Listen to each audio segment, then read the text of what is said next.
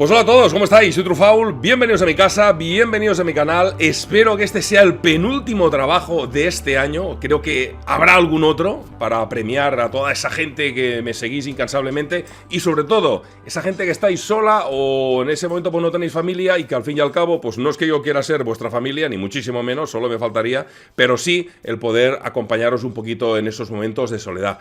Recordad que en este canal hay muchísimos trabajos, más de 800. Podéis ir a mirar los antiguos, que también contribuís a que también se generen minutos de visualización, que al final es lo que YouTube premia a los creadores de contenido. No el hecho de que haya muchos suscriptores, ni mucho menos. Pero bueno, vamos un poco al grano, porque hoy os quiero hablar de los ejércitos de Castro, de las campañas exteriores del ejército cubano, que la verdad son muchas, son variadas. No tan solo es el tema de Cuito Canavale ni Sudáfrica, ni mucho menos. Esta no es mi intención, al menos la de hoy. Yo prefiero dar una caña. Al que le guste saber más de un episodio en concreto de la vida, pues que lo mire por sí mismo, porque al final aquí estamos para intentar que la gente tenga un poquito de ganas de saber más, no de explicarlo todo. Yo siempre lo digo y lo repito hasta la saciedad. De hecho, a lo largo de los años 60, 70 y 80, Castro estaba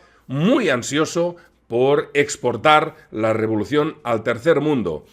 Y por suerte o por desgracia, o más a menudo que menos, el apoyo llegó en forma de tropas de combate, llegó en forma de muerte.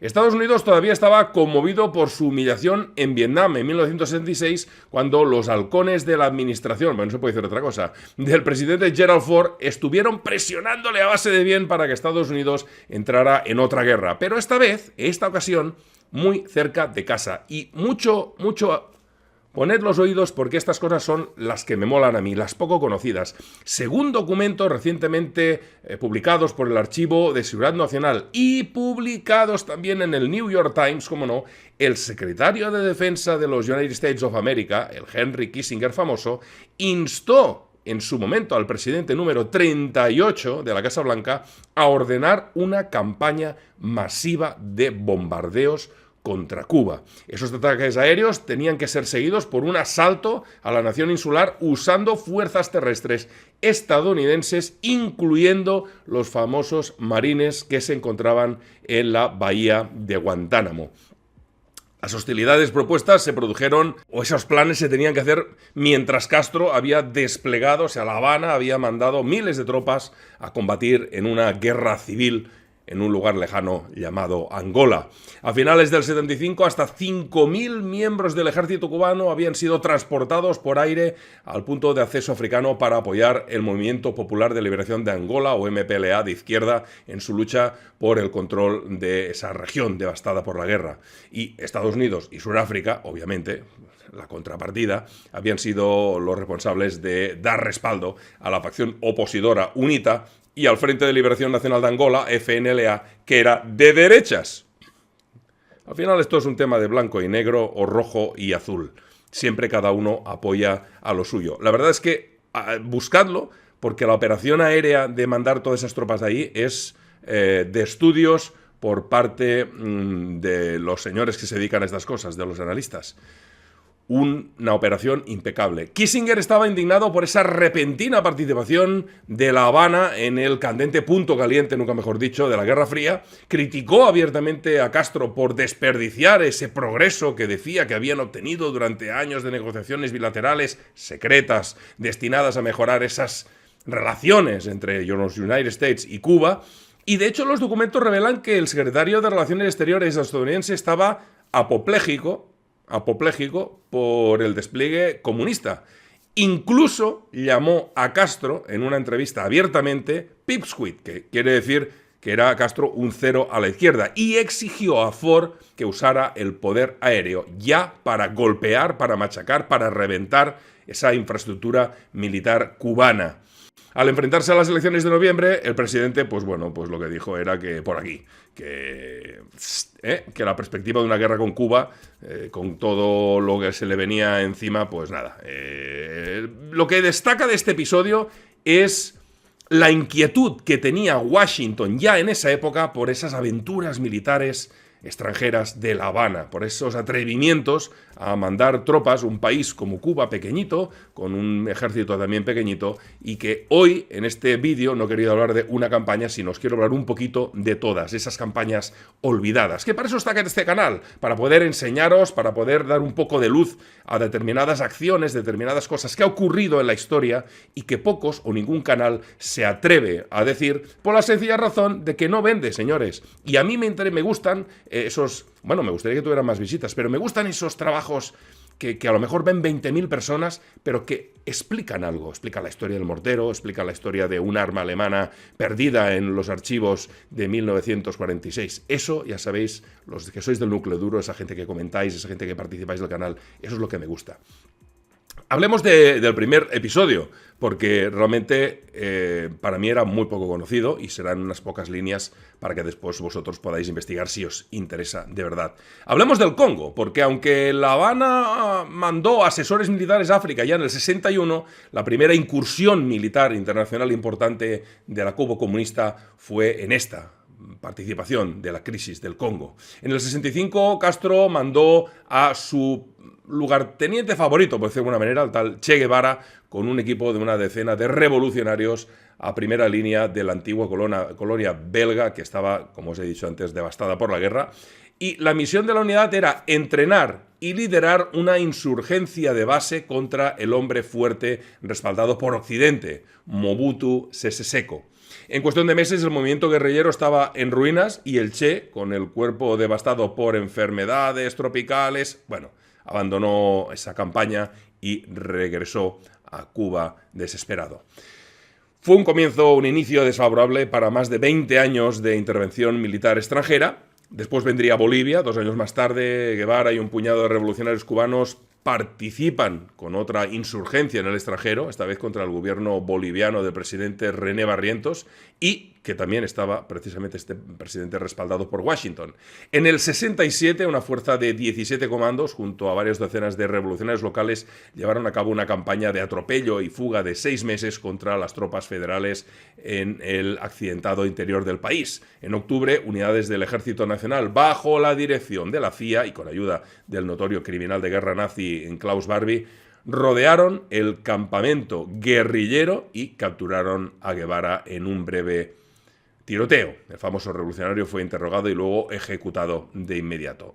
Era el fin del Che, pero no de las guerras exteriores de Cuba, porque vendría, un poco más tarde, Vietnam. Según la historia de 2013, que contó en su momento, pues donde podéis ver este texto y os pongo abajo la dirección, en Military History Now, Cuba nunca ha confirmado de forma oficial la participación de este país en la guerra de Vietnam. Sin embargo, a pesar de esas negativas que todos los países, Rusia, pues Estados Unidos, pues Cuba, pues un montón, todos los que han mandado tropas o se han movido por el mundo a lo largo de la historia, pues bueno, dicen exactamente lo mismo. Sin embargo, repito, a pesar de las negativas, se cree que varios miles de ingenieros militares fueron mandados al sureste asiático a fin de ayudar en el esfuerzo de guerra de Hanoi. Además, se sospecha que asesores de La Habana participaron en el interrogatorio de al menos 19 aviadores estadounidenses capturados. De hecho, sus métodos supuestamente brutales han sido denominados desde entonces el programa cubano.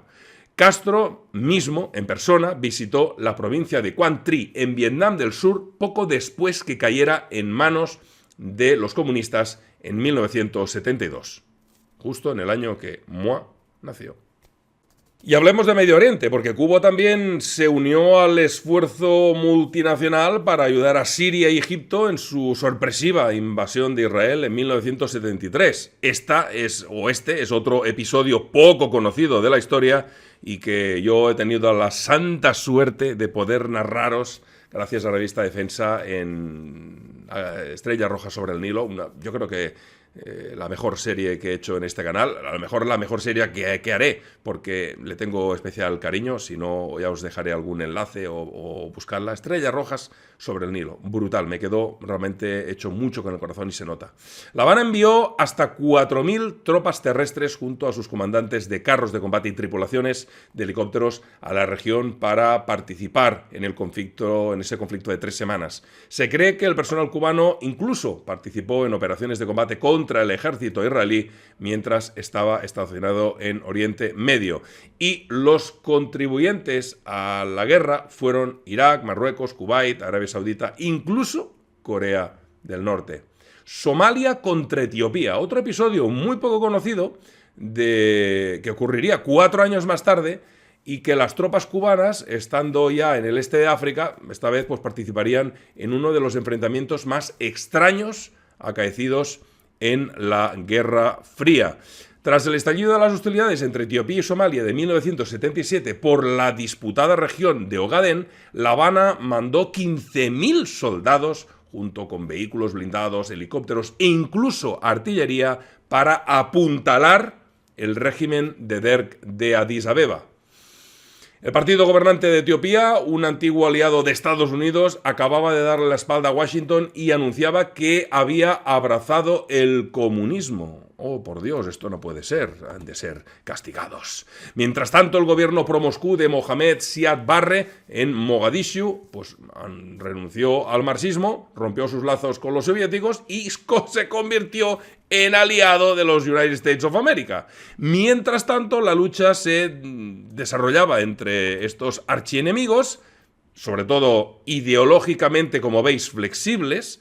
Las tropas cubanas de repente se encontraron en medio de la acción, repeliendo ofensivas somalíes y montando sus propias operaciones de combate a gran escala. Una cosa realmente que nadie se esperaba y que hicieron.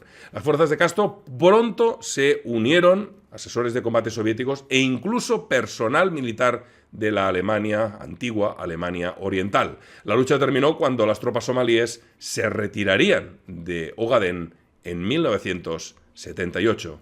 Y vamos un poco a lo que le interesa a la gente y que pasaré un poquito de puntillas como una más de las que os he contado hasta ahora, que es la batalla de Cuito Cuanbale. Más de una década después de enviar sus primeras tropas de combate a Angola, Cuba regresaba al suroeste de África con ganas de venganza. La crisis conocida como la batalla de Cuito Cuanbale comenzó en verano de 1987 con un asalto de tropas del Ejército Nacional equipadas con vehículos soviéticos contra las fuerzas anticomunistas de la UNITA en el sur del país. Pronto las fuerzas sudafricanas invadieron para apoyar a la asediada facción respaldada por Estados Unidos y la ofensiva angoleña se estancó. Actuando independientemente de Moscú, La Habana reforzó a su aliado africano con una oleada de 15.000 efectivos de combate, carros de combate, artillería e incluso cazabombarderos MiG-23. Y durante los siguientes 6 meses, los niveles de tropas cubanas en Angola superaron incluso los 55.000 hombres. Una auténtica burrada. La lucha, que contó con algunos de los combates convencionales más intensos vistos en el continente desde la campaña del norte de África de la Segunda Guerra Mundial, pronto se extendió a la vecina Namibia. Tropas y aviones de combate cubanos atacaron a las fuerzas sudafricanas, lo que llevó a Pretoria a llamar a más de 140.000 reservistas. Para la primavera del 88, ambas partes habían sufrido muchísimas bajas, estaban además más que preparadas para abrir unas conversaciones de paz muy necesarias para la región y para poder cubrir toda esa hambruna que se había generado gracias a la guerra. Las negociaciones continuaron durante todo el verano y se firmó un tratado de paz en septiembre de 1988. Dos años más y la Guerra Fría se había terminado. La política exterior de Cuba se alejaba de la intervención militar y en total hasta 5.000 cubanos murieron en Angola durante las décadas de 1970 y 1980. Más allá de las ideologías, dedicar el vídeo a todos esos cubanos de bien que lucharon por su país. Repito, más allá de la ideología comunista. Todas esas personas, toda esa gente que creían en el discurso y que dieron su vida por la patria. Espero que os haya gustado, espero que os haya entretenido y nos vemos mañana, si Dios quiere, aquí en el canal. No me faltéis. Hasta luego. Chao, chao.